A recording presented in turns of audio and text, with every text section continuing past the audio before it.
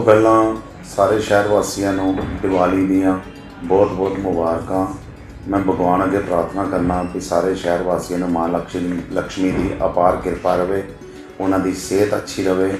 ਔਰ ਮੈਂ ਆਪਣੇ ਸ਼ਹਿਰ ਵਾਸੀਆਂ ਨੂੰ ਇੱਕ ਅਪੀਲ ਵੀ ਕਰਦਾ ਕਿ ਇਸ ਕਰੋਨਾ ਕਾਲ ਦੇ ਦਰਮਿਆਨ ਆਪਣਾ ਸਿਹਤ ਦਾ ਪੂਰਾ ਧਿਆਨ ਰੱਖਣ, ਸੋਸ਼ਲ ਡਿਸਟੈਂਸ ਦਾ ਪੂਰੀ ਤਰ੍ਹਾਂ ਪਾਲਣ ਕਰਨ। ਔਰ ਜਿਹੜਾ ਕਿ ਡੇਂਗੂ ਦਾ ਅੱਜ ਕੱਲ੍ਹ ਚੱਲ ਰਿਹਾ ਪ੍ਰਕੋਪ, ਉਹਦੇ ਤੋਂ ਵੀ ਆਪਣਾ ਪੂਰਾ ਬਚਾਅ ਰੱਖਣ, ਕਿਉਂਕਿ ਆਪਣੇ ਘਰਾਂ ਦੇ ਵਿੱਚ ਸਾਫ਼ ਪਾਣੀ ਜਿਹੜਾ ਇਕੱਠਾ ਕਾਫੀ ਦੇਰ ਤੋਂ ਉਹਨਾਂ ਦੇ ਰਹਿ ਰਿਹਾ, ਉਹਨਾਂ ਤੋਂ ਬਰਤਨ ਸਾਫ਼ ਰੱਖਣ। ਫਰਿੱਜ ਦੇ ਪਿੱਛੇ, ਕੂਲਰ ਦੇ ਪਿੱਛੇ, ਜਿਸ ਤਰ੍ਹਾਂ ਦਾ ਵੀ ਕੋਈ ਪਾਣੀ ਅਗਰ ਪੁਰਾਣਾ ਹੈਗਾ ਜਮ੍ਹਾਂ ਕੀਤੇ ਦਾ ਸਾਫ਼, ਉਹਨੂੰ ਪਲੀਜ਼ ਆਪਣਾ ਸਾਫ਼ ਰੱਖੋ ਤਾਂ ਕਿ ਡੇਂਗੂ ਨਾ ਫੈਲੇ। ਔਰ ਇਹ ਗੱਲ ਵੀ ਦੱਸਣਾ ਚਾਹੁੰਦਾ, ਡੇਂਗੂ ਜਿਹੜਾ ਗੰਦੇ ਪਾਣੀ 'ਚ ਨਹੀਂ ਫੈਲਦਾ।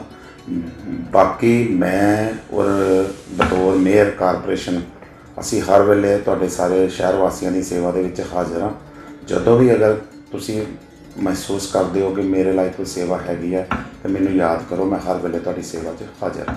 ਔਰ ਇੱਕ ਵਾਰੀ ਫੇਰ मैं अपने सारे शहर वासियों में दिवाली की बहुत बहुत मुबारकबाद दें।